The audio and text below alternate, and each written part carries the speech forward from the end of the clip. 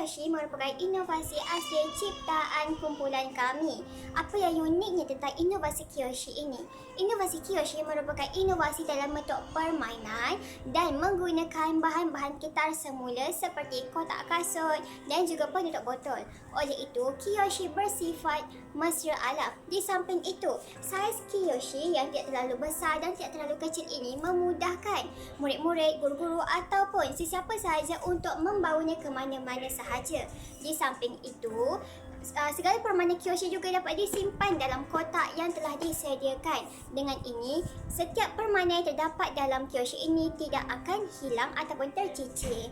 Idea untuk mencipta Kyoshi ini adalah disebabkan wujudnya masalah dalam mengkategorikan kata adjektif dalam kalangan murid-murid sekolah rendah. Oleh itu, dengan adanya permainan Kyoshi ini diharapkan dapat membantu murid-murid untuk mengkategorikan kata adjektif ke dalam jenis-jenisnya dengan betul dan mudah. Terdapat banyak kelebihan daripada permainan Kyoshi ini. Kelebihan yang pertama adalah kosnya yang sangat rendah, iaitu hanya bernilai RM4 sahaja. Manakala kos yang lain adalah melibatkan bahan-bahan terpakai ataupun bahan-bahan kitar semula. Selain itu, dalam permainan Kyoshi ini juga terdapat kad berwarna-warni yang dapat menarik minat murid-murid. Dalam setiap kad juga terdapat gambar-gambar yang jelas dan juga menarik untuk digunakan. Di samping itu, turut terdapat QR code yang boleh diimbas oleh murid-murid, dan apabila murid mengimbas QR code ini, mereka akan dibawa ke laman sesawang yang mengandungi ayat serta penggunaan kata adjektif yang betul yang boleh dijadikan panduan kepada murid-murid. Di samping itu, turut terdapat manual penggunaan yang boleh dijadikan rujukan sebelum bermain permainan Kyoshi ini. Dan yang terakhir sekali, penggunaan warna-warna yang menarik ini juga dapat merangsang fokus dan juga minat murid dalam bermain permainan Kyoshi ini. Strategi penyelesaian dan teknik kognitif yang telah kami laksanakan untuk inovasi Kyoshi. Yang pertama sekali ialah mengenal pasti masalah. Yang kedua ialah idea, iaitu perbincangan bersama dengan ahli kumpulan dan juga pensyarah pembimbing untuk membuat lakaran inovasi Kyoshi.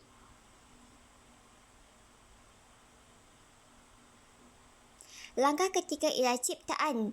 Untuk ciptaan ini, kami bahagian tugas antara ahli kumpulan dan memastikan produk yang dicipta mempunyai teknologi industri 4.0 dan sesuai dengan peredaran zaman. Strategi penyelesaian seterusnya ialah untuk menguji, iaitu dengan memohon kebenaran bertulis daripada pihak institut dan juga sekolah untuk menjalankan pengujian terhadap produk di sekolah yang telah kami pilih. Langkah terakhir adalah penjenamaan dengan menyebarluas maklumat Kyoshi serta mendaftar di MyIPO. Kumpulan kami menggunakan sandwich sebagai formula untuk mengingat jenis kata adjektif, bukan sekadar mengingat, malah memahami.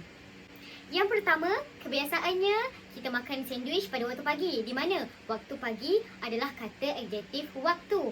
Seterusnya, sandwich ini terdapat beberapa lapisan, antaranya tebal, nipis. Jadi, tebal dan nipis merujuk kepada kata adjektif ukuran. Baiklah, sandwich yang kami hasilkan ini berbentuk segitiga, di mana segitiga merupakan kata adjektif bentuk.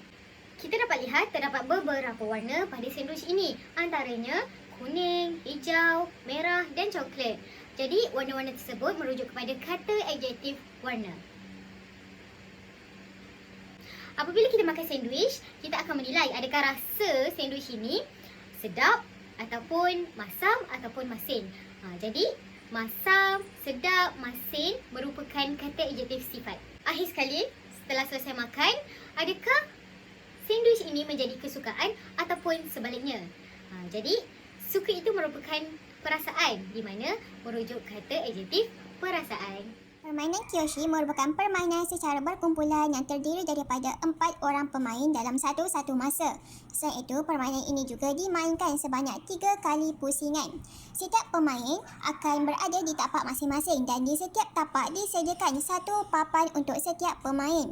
Jika anda lihat, terdapat petunjuk di papan yang disediakan, iaitu petunjuk warna bagi kata adjektif. Warna biru untuk kata adjektif bentuk, warna merah untuk kata adjektif perasaan, warna kuning untuk kata adjektif waktu, warna coklat untuk kata adjektif warna, warna putih untuk kata adjektif sifat dan warna hijau untuk kata adjektif ukuran. Warna-warna berkenaan adalah sama dengan warna-warna pada penutup-penutup botol yang telah disusun secara berterabur di atas papan permainan ini, serta sama dengan kad-kad bergambar yang digunakan untuk permainan ini. Baiklah, seterusnya saya akan menerangkan cara untuk bermain permainan ini. Langkah pertama, setiap pemain akan menerima 6 keping kad bergambar yang berlainan warna secara rawak. 1, 2, 3, 4, 5, 6. Baiklah. Seterusnya, pemain perlu mendirikan ataupun menyusun kad-kad bergambar yang telah mereka peroleh di papan masing-masing. Seperti ini. 1, 2, 3, 4, 5 dan 6. Tujuan penyusunan kad bergambar pada papan masing-masing adalah untuk memudahkan para pemain untuk meneliti dan mengenal pasti kata adjektif pada setiap kad. Oleh itu, kemudian mereka akan menyusun ataupun mereka akan memilih puntuk-puntuk botol terdapat pada papan ini yang sama dengan kad bergambar yang mereka peroleh. Misalnya 1, 2, 3, 4, 5 dan 6. Pemain yang berjaya menyelesaikan pusingan tersebut dengan masa yang paling pantas serta dengan jawapan yang betul dikira sebagai pemenang. Untuk pusingan berkenaan kemudian, pusingan tersebut akan diulang sebanyak 3 kali pusingan dan pemain yang berjaya memenangi ketiga-tiga pusingan ataupun yang paling banyak memenangi pusingan dikira sebagai pemenang. Cara penggunaan produk Kyoshi ini adalah para pemain akan memperoleh 6 keping kad bergambar yang akan dibahagikan secara rawak.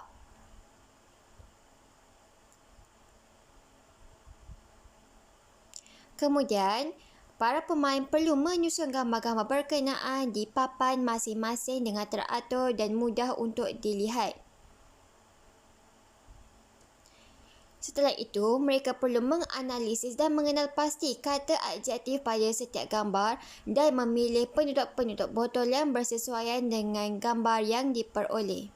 Pemain dengan catatan mangsa paling pantas dikira sebagai pemenang. Sebelum murid bermain Kyoshi, murid mengalami masalah kekeliruan dalam mengenal pasti kata adjektif. Namun, setelah mereka mengenal Kyoshi, mereka berupaya menjawab latihan pembukuan yang telah kami sediakan dengan baik.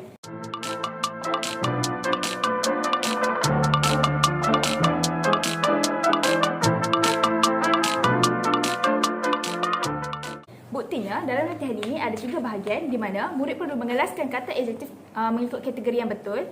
Kemudian, pada bahagian yang kedua, murid perlu memandangkan kata adjektif mengikut kategori yang betul seperti ini. Ini merupakan keputusan yang telah murid jawab. Dan yang terakhir ialah murid perlu mengisi tempat kosong dengan jawapan yang telah kami sediakan pada ruangan bawah. Murid juga boleh mengakses latihan pengukuhan ini di Google Site yang telah kami sediakan. Dalam Google Site tersebut, kami juga telah menyediakan QR Code di mana murid perlu scan QR Code tersebut untuk menjawab latihan pengukuhan ini secara atas talian. Musim PDPR ini tidak menghalang murid untuk menjawab latihan pengukuhan kata adjektif di atas talian. Inovasi Kyoshi ini juga telah berdaftar dengan MyIPO. Buktinya, seperti yang saya tunjukkan di sebelah ini merupakan bukti pendaftaran kami. Ahli kumpulan kami juga telah melaksanakan formula ini untuk mengajar kata adjektif kepada murid-murid yang telah kami menjalani praktikum di sekolah tersebut. Produk ini kami akan komersialkan, namun harga yang kami tetapkan adalah amat murah. Hal ini dikatakan sedemikian kerana produk yang kami menggunakan bahan-bahan terpakai dan bahan tersebut mudah didapati. Produk inovasi Kyoshi ini juga telah dipertandingkan di Kombayu. Kombayu merupakan suatu konvensyen kebangsaan yang dianjurkan oleh IPG Kampus Bahasa Melayu bertujuan untuk memartabatkan bahasa Melayu dalam proses pengajaran dan pembelajaran di sekolah rendah.